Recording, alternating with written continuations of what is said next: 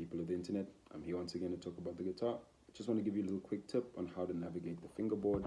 It's nothing too crazy, it's nothing revolutionary, but it will help you if you apply this thinking in your playing or try to apply it into your playing. One of the things that makes the guitar difficult to get a hold of, get a grasp on, get your stuff together on is because there are so many options for the same note. Like for instance, this C note, middle C, has 5 locations on the neck, and I think Mick Goodrick says in his book, The Advancing Guitarist, he talks about there's about 9.2 fingerings for every note on the guitar, which is crazy. There's 9.2 ways to finger every note on the guitar. Okay. Now some of them are impractical. Like you wouldn't use your pinky to finger this note because it's a waste of fingers, right? You probably use your index finger, but you would use your pinky to get the C note because it allows those fingers. So primarily what we're dealing with here is having the fingers know their place, okay? And that's kind of hard. One way you can let the fingers know their place is by utilizing what we call muscle memory. So like if I take this A minor, like,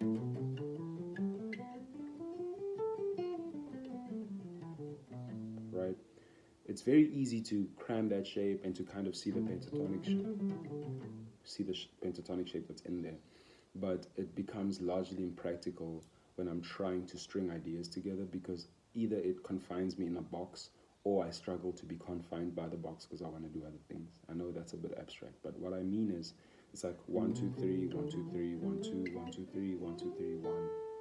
That doesn't really make sense if I'm trying to make lines with this. What would make more sense is if I see a sequence of events or sequence of notes that logically follows itself to the point where I need it to be. What do I mean by that? Okay, let me try and explain that. See, on the guitar, there's this thing called false fingerings, where you can play the same note in different places. You can use that to your advantage in many ways, but that's not what I'm going to show you today. What I'm going to show you is something very simple. It's just a sequence of patterns. There are a few patterns on guitar that you'll come to see exist. There's this, notes separated entirely by whole steps, notes separated by a half step and a whole step, either whole step first, a half step first and then whole step, or a whole step and then half step.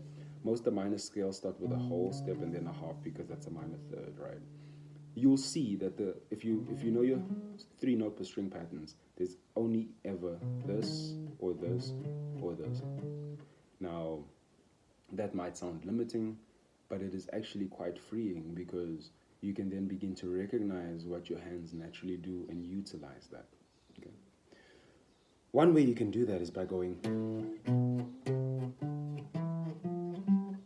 I just played the 1 octave of A minor, right?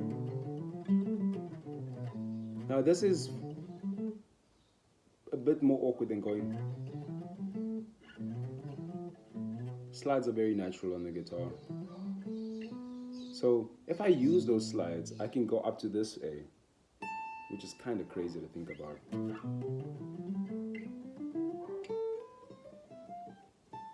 And if I had more frets, I'd carry on.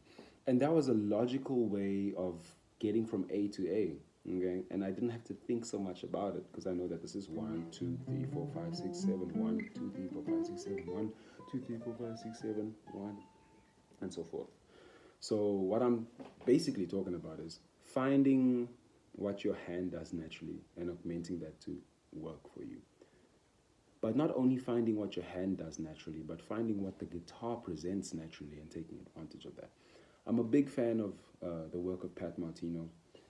I've got the whole diminished thing tattooed on my arm and the augmented thing. And the fact that the augmented chord and the diminished chord all are symmetrical, meaning that they don't ever change shape no matter the permutation on the guitar, is something that we can take advantage of. And I am going to start a series where I go through the book Linear Expressions by Pat Martino. We're probably going to start with the Fundamentals by Pat Martino. It's a little PDF that he put together explaining the fundamentals of his thinking process, and I'd like for you to join me on that. Subscribe to the YouTube channel. I hate that call to action stuff, but anyway, have a blessed day, happy practicing, and I'll see you on the next video. I hope this made sense. Thank you.